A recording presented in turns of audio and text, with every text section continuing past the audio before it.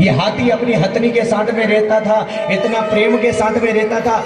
बच्चे भी हो गए हथनी के, 2-4 छोटे छोटे हाथी के बच्चे, और आनंद के साथ में रह रहा है। अपनी धर्म पत्नी को लेकर के ये घूमने के लिए गया। अपन भी जाते कि नहीं जाते हैं? कभी कभी अपने पास में रुपया होता है, पैसा होता है, तो हम घूमने के लिए जाते हैं, अपने बच्चे को लेकर के जाते हैं, अपनी धर्म पत्नी को लेकर के जाते हैं। और ये कथा सिर्फ अपने ऊपर लेना, हाथी अपनी हथनी को लेकर के गया, एक सरोवर आया, सुंड में जल भरी और अपनी हथनी के ऊपर डालने लगा। पैसा होता तो अपन कहते हैं बद्री विशाल चलो, पैसा होता होगा तो हम केदारनाथ में चले। और ये हथनी के ऊपर सुंड में जल भर भर करके डालने लगा। अब इसको मालूम नहीं है कि मजे मजे में मौत आने में देर नहीं करेगी। अपन भी तो ये कह रहे हैं, रुपया है, पैसा है, आनंद ले रहे, गाड़ी में घूम रहे, भगवान का भजन नहीं कर रहे, भगवान के चरणों में मन नहीं लगा रहे। और याद रख लेना कि एक दिन वो समय आ जाएगा कि सभा के बीच में बैठे रहेंगे, और जब मौत आएगी तो सभा के बीच में से उठाने में देर। ये हाथी बिल्कुल मदमस्त है, इतना आनंद ले रहा है, सुंड में जल भर रहा है, अपनी धर्म पत्नी के ऊपर डाल रहा है, आनंद ले रहा है। बच्चे भी नहा रहे हैं, पत्नी भी नहा रही है, बड़ा आनंद आनंद आनंद आनंद आ रहा है। पर इसको मालूम नहीं है कि उस सरोवर के अंदर एक मगर है। क्या है? मगर। वो मगर धीरे धीरे चलता चलता आया और हाथी के पैर को पकड़ने में देर नहीं करी। ऐसा ही जीवन है, धीरे धीरे करके बीमारी आएगी, आपको पता नहीं चलेगी, और एक दिन ऐसी पकड़ लेगी कि यहां से चले जाएंगे। आज हाथी देख रहा है, मदमस्त हो रहा है, आनंद ले रहा है। मगर आया और मगर ने हाथी के पैर को पकड़ा। बलवान हाथी है, अपने आप को बलवान समझते हैं ना अपन में। मेरे पास में रुपया है, मेरे पास में पैसा है, मेरे पास में धन है, मेरे पास में दौलत है। अब ये नहीं मालूम है कि नीचे वाला जीव कितना बलवान है। हाथी को खींचता रहा, जल में खींचता रहा, खींचता रहा। हाथी अब डूबने की कगार पे है, और अब हाथी ने अपनी धर्मपत्नी को आवाज लगाई, ए मेरी धर्मपत्नी आ, मुझे बचा ले। अब ध्यान से कथा को सुनना कि धर्मपत्नी का क्या कर्तव्य है कि अगर पति डूबता हो तो धर्मपत्नी को बचाने का काम करना चाहिए। आज के जमाने में ऐसा ही होता है। और कभी आपके पति के ऊपर संकट आ जाए तो धर्मपत्नी का यह कर्तव्य है कि पतिदेव डरना मत, मैं अपने हाथ के जेवर बेच दूंगी, भाईजब बेच दूंगी, पर कभी भी तुम्हें डूबने नहीं दूंगी। ये धर्मपत्नी।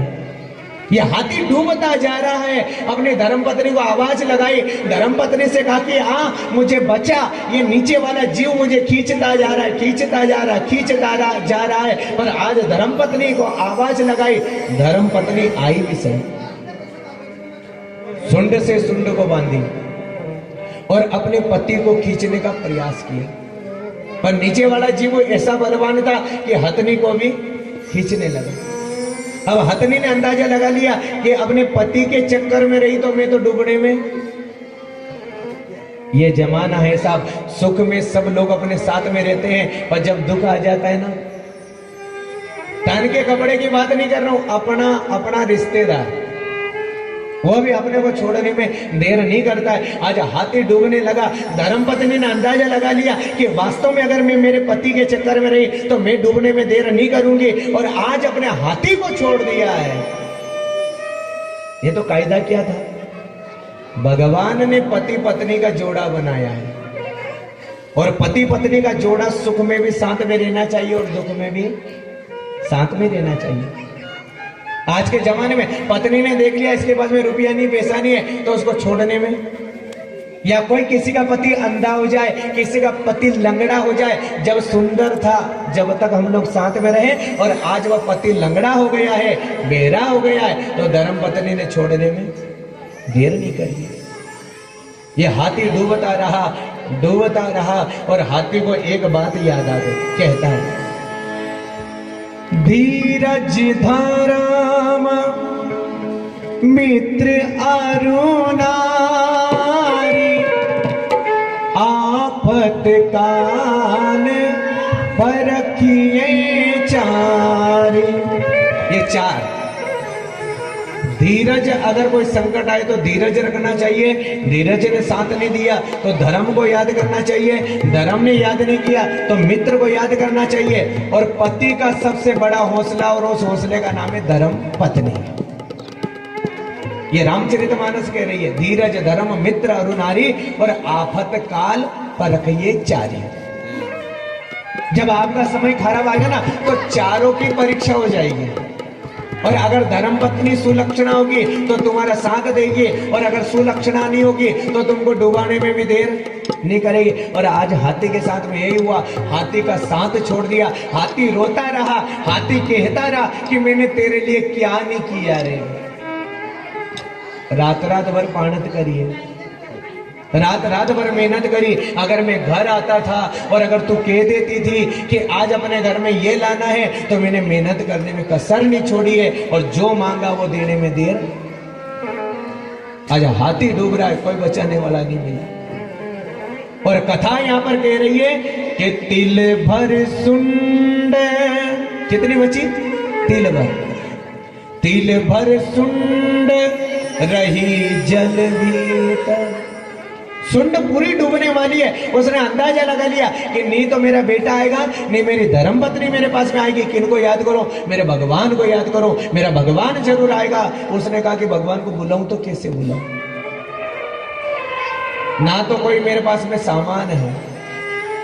सरोवर के अंदर कमल के फूल खिल रहे हैं, सुंड के अंदर कमल के फूल को तोड़ा। ना अबीर है, ना गुलाल है, ना हल्दी है। मेरे भगवान को कमल का फूल बता दिया, भगवान ये आखिरी और अंतिम, तू नहीं आया तो मैं डूबने में देर नहीं करूंगा। जैसे भगवान को कमल का फूल बताया, मेरे भगवान ने गरुड़ से कहा कि गरुड़ चल। अगर जल्दी जल्दी नहीं चलेगा ना, मेरा भगत मर जाएगा। और कथा ने तो यहां तक कहा हा और दी। हाथी हा बोला, भगवान वहां से चल दिए, और री बोला, इतने में तो भगवान ने आने में देर नहीं करी है। जैसे मेरे भगवान आए, सुदर्शन चक्र निकाला, मगर का सिर काट दिया। और जैसे मगर का सिर काटा, उसमें से एक पुरुष निकला, भगवान को प्रणाम किया और वैकुंठ में जाने में देर नहीं करी। बोलो वृंदावन बिहारी लाल की जय। सुखदेव जी महाराज से परीक्षित ने प्रश्न कर लिया, और मगर का सिर काटा तो उसके अंदर से एक पुरुष प्रकट हुआ। ये कौन है? कृपा करके कथा को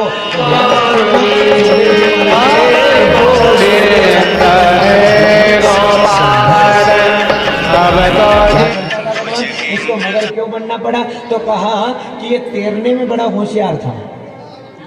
ये तैरता तैरता जाता और कहते देवल ऋषि को चुमटी फोड़ करके आ जाता।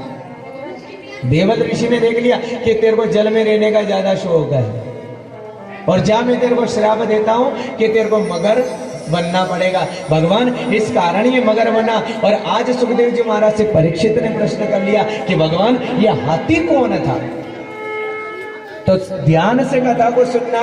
हाथी के बारे में बताया कि पांडव देश का इंद्रद्युम्न नाम का राजा। भगवान ये हाथी क्यों बना? तो कहने लगे कि एक समय अगस्त ऋषि जा रहे थे, और ये सभी लोगों को कह रहा हूं कि कोई ब्राह्मण आए तो प्रणाम कर लिया करो, कोई संत आए तो प्रणाम कर लिया करो, कोई साधु संत आ जाए तो प्रणाम कर लो। कोई एंड बेंड साधु संत मिल जाएगा ना तो वो कुछ न कुछ बोल करके चला जाएगा, तो आपको भी हाथी बनना पड़ेगा। अगस्त ऋषि के सामने निकल करके जा रहे थे, इसके सामने, और जैसे अगस्त ऋषि के सामने निकल करके जा रहे थे इंद्रद्युम्न नाम के राजा के सामने, ना तो इसने हाथ जोड़ा ना प्रणाम किया। अगस्त ऋषि ने देख लिया कि तू राजा बना, और राजा बनने के बाद में तुझे ज्ञान भी नहीं है। जा मैं तेरे को श्राप देता हूं कि तू हाथी जैसा बैठा रहा ना, तो जा तेरे को हाथी बनना पड़ेगा। इस कारण ये हाथी बना। बोलो वृंदावन बिहारी लाल। सुखदेव जी महाराज आगे